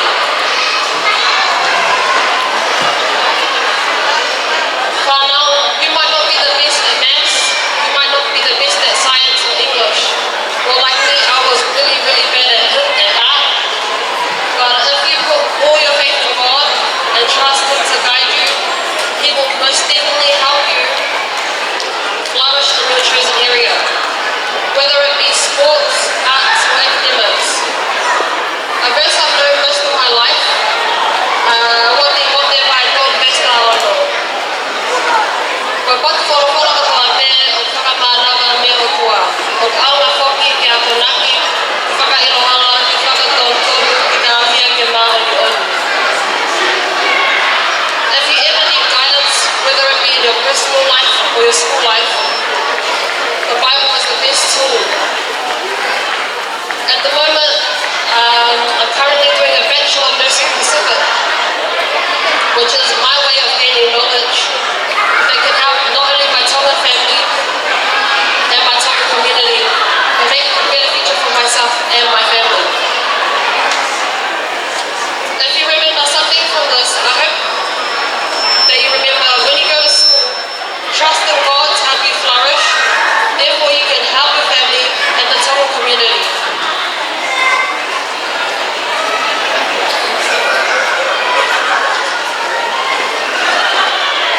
Remember, you are the future of New Zealand. You are the future of your families. You are the future of the community.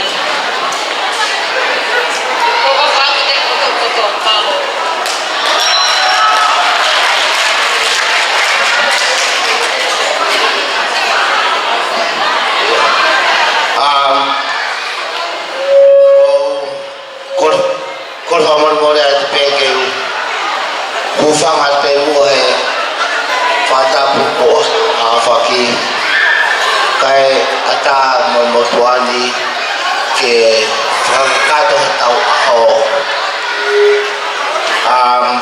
olaha mosilo pe ko ahon ko tau aho papa gitu tu khai di oko kol hamar mole atu ke kakai kotope na itu mo e tafa ko e na horo ko ke na wa o ba ki te pile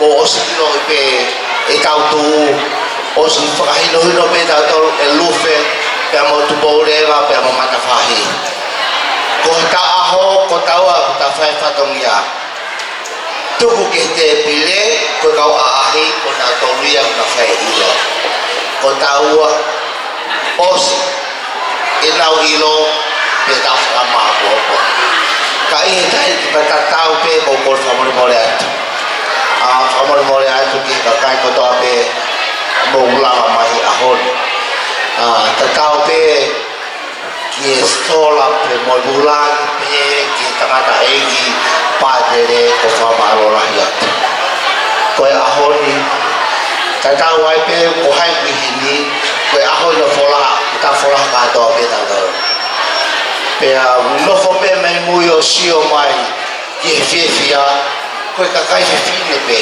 o ka kea kai tangata ia o ku asa loto ke mahi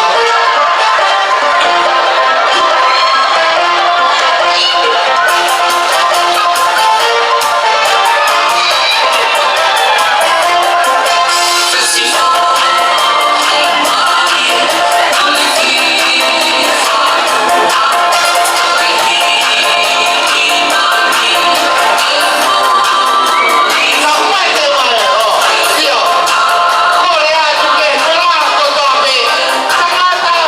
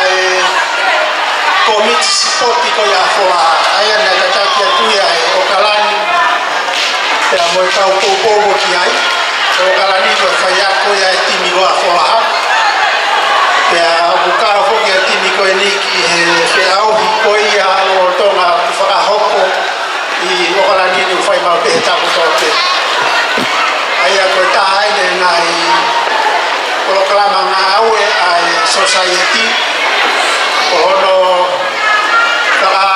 ai oi aka puru ke tau whanau a me aia ke lawa mawa mo ui tau whanau ko koro mon ko fola pula ya apito e kau tangata aka puru na nau tupu he koron e koe whaia ko pe ki timina e tau whakafonua pe fola i tonga moro au kalan ke pe me kau tangata tuki mua e paingan i mua pe atu pe i ni fola ko ia whaia e pe hono langa i e tawhaki ko ia wahi pe kare ni te tau i e whangi tau tupu ka te wake ki a soana ke whakakakato atu ai i whasongia koe ka te mehokan Kole ke u whamalumalu at pehita la whatatko siya na whatika ko tupe ku ta uomi ki hinga taanga e katoanga pea oku pea mone la uko e whawale ni anga i tama kai ai ha pea te unga ke whakahounga aki tangata iki pātele kai umaa e tau pou pea mo i whaiwhi kau iho mo a ahi pea mo ahia mai e mea loto kai ano ka i he taimi ta tau pe koe ange pe koe mea na i tataki aki tau tolu koe ka toanga puka e a honi ko hono whakamaho ingai ai mahu ingai mo i whakatonga mai no whakainga ai e hinga himia ko ia mahu ingai e tau hima ape mo i whakapapa ko ia e o ku te wai e sea e poa te pea mo i komiti kai umai kai inga whakaha ko toa pe a ki lai loa kau ke atu pe ko e whakananili ke o hinga ni ke pātere pea mo ha hisila ke utua ki hau mea lele koe ko kore atu kia misipaka pea mo kau whewhine ke tō atu mua e mea ki koloko e mai pātere ame mo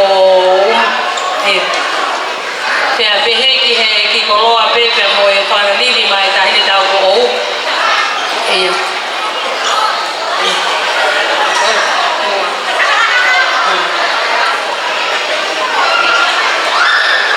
ko tau ko ou pio pakota pio pea pehe pe ki haki lai loa kau ki he pai te kau ki a pita soni ko hinga koe tukono taimi kai lama mai ko leo moi pe foki no ene kainga fola ha ko ka mai mi fola kainga ko whakamano atu i he au ko to pe mo ko loa ko pe ka mo i fia ka mata pe mi ta to ku mala e to na ki pa ho ko mai ai ki a ho e aloha nai pe ta wa me ki a ho ko pita soni pea ame ke na se ko ya na se ka ta ki ko ko ke pita soni ne ko wa ma na se le ke ilo ko kai ai ki ala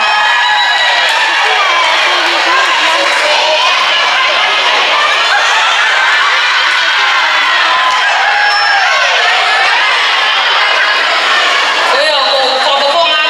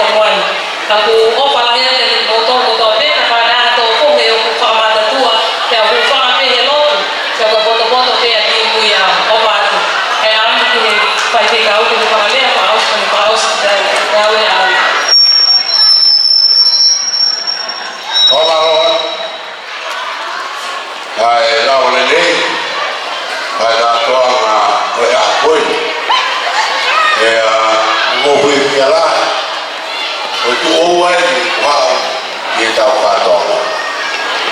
Ika ke koe lawa e hata haia ke tō hopola.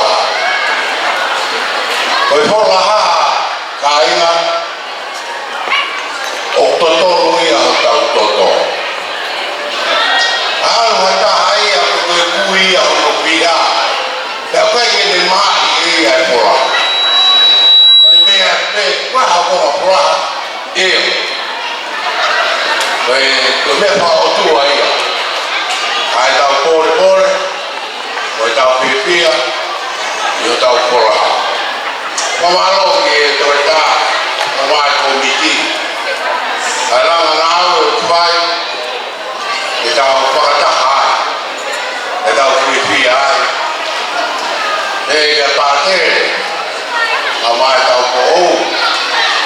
Koe tei lai, ka pai e pola hanga koumi, kamata ke hola e takai ni ka me ka ko lao ako apio ipo o tuaia o kuke toto ko lao o ia e patere ko hola e koe me i ta o leo ko kai no ki ko lao ka kuilo a pe e ka ko lao e boa e ko matu ko ka ko lao e ta ke mamani Welanga hawa koe ni o wai ai e tega ha kolo ia i geni e ai hanau koloa ia hanau kereke ia hanau whare ale koe koe tā e geni o mai tau toria o hopi no tū e ko whare no tū ia pe a holo e tau a koe whamiri mo kolo ki ai ka mai kita sai pe kau ia mo pātele ka kita se tua taia e ai ke tau motola e vai e tau mau e koe ni he iro na whai paianga e ai e tau kerkere o kula ka pe ai ka tau holo o kula ka tau o tokoto i tāre nanga ka tafe ai ka paanga maho tau kolo tukuanga o whamaro ka ka o tata i ki nga rea maari nga koe rea koe nga whai ni he ala tomare wā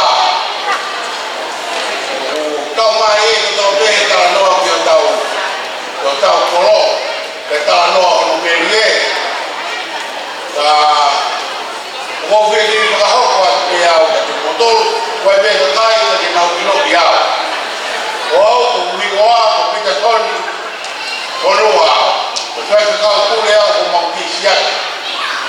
Ka koe ku tamai o sione mate noa. Ka koe ku whae amiria e whae e te ue i umaloko i ko. Ana hama e whae o e whaamuri o kupu i au e o nau kilo o kura. Hau hoku me i tangata tonga mate, e mari o mate ki tonga, ki bereha. Ka moku kei fua ki apu, kanga e toa whae au rita. Koe kai tene lau kata ki, na wā hanga te lewa i hako hilo koe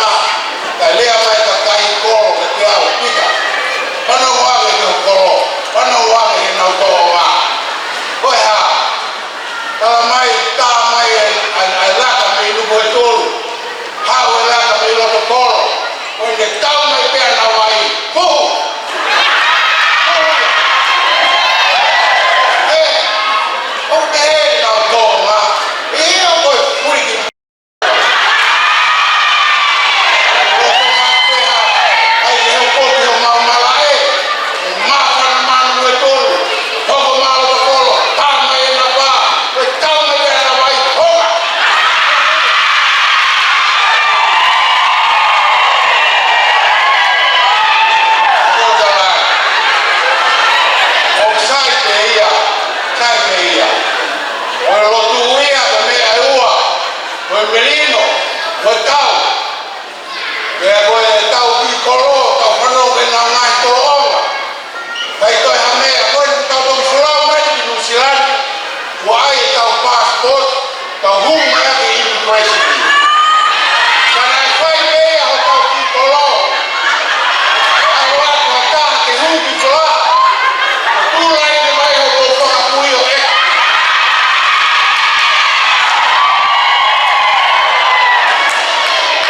O wheho pāsi. Ako, ai mai pe harai a pau. Ka haat. Kai, o moatu te ai ma tau ku preisi ni a ki mo. Toki au ki roto whara. Kau te ki tamai. Kai hana mo wanga pe he ai. Hanga kou, tala noai ki tamai. O gei lo pita. O gei na hile ai o na kolo. O kolo ko fe. O kolo ia mata kogi. O kolo hai o kolo mata lele. E mua whakarasko. Kino lele. O me ai na nohonga malu e tau kupino ko.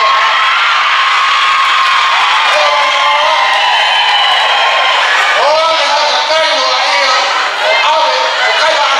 Kai kaino ko. Noi e kotoa mori te a honte. O wharea mai tau kou te te au. O ko kia ko rolo tēne. E a kolaha taki tau kou.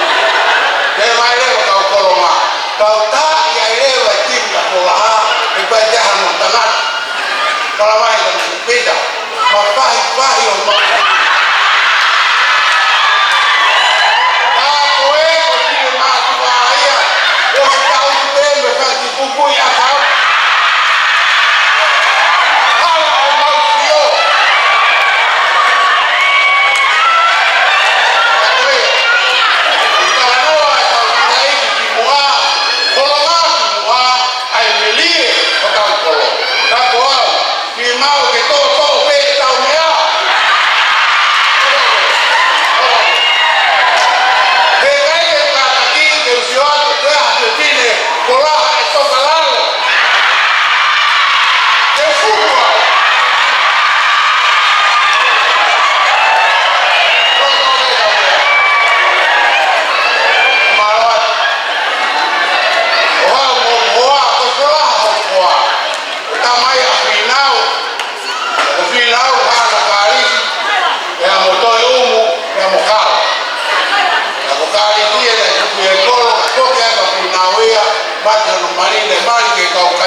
por mai no tala mai la mia e al ko ti no ata uai ma tau ko ma to he ke pi ka me kai ya tala tu lewa kiki hatua ka pehela o mai de mo ka para wa mumui para wa si pa fai ka ia ala yo pi na u kai se tu ma le o mo de pre ko e to ya ta o mai ta no ko tu wa me ko la ta ko ta o e no ko me ko ko ta ko na e e no mai age ko o ko no ko tu wa ka ko e ya u ko o me e ko a me le a ya oye o sai pe ha u e yo a me ko wa ka ko wa ko ga ko blue wa o da ko mari da ta ma so ana o te ha o ko pe no ai te ko blue o ba ko te ulu o ai tu te ko te wa wi ko te ka e ta o sai pe a age ne o ia o lo fa ka to a pi pi ala i o mo mai ko ko ko le to lo ia ki ta o ta o ta pe ko lo ia ko toto de marca la ma fai e puto i tolato no tuo comuti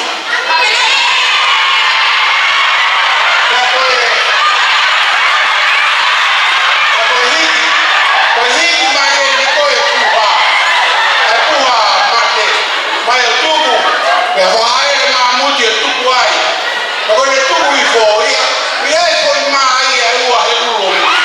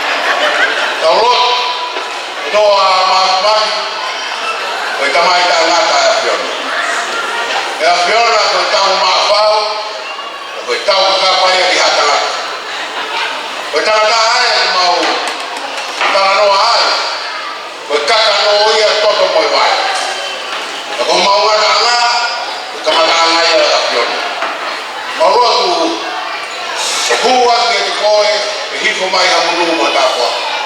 O mono e ake te tāma ko miti, o ski a verena ko nau whai, o mi haere la, o me roto la. E tataki ai ki nau tolu, e hiku, i he whiwhia, e whi maari ai ai koro. O mautu e o toa o whaka mooni ke a koenu, ko e manatu ki ho mautu toa. Ia e rea, taka e punua, ko e manatu ki whai toka. Koe mea kōma. Ka umau te kaki o mau ngahi mea kutoa, e hao no pamawha, a mau tolo kono mana. Ka umai e ngahi whamiri, ka moe ngahi kau whewhine, na uwhipia. E kei e whiri ke no mao, ma ke oku ki tau wheao. Maru i ki wau tonu mau ngahi a tataha, me ngahi mōwhia, ngahi maa ke alumilo, takai i he mau mōui. Ka mau mōui whipia,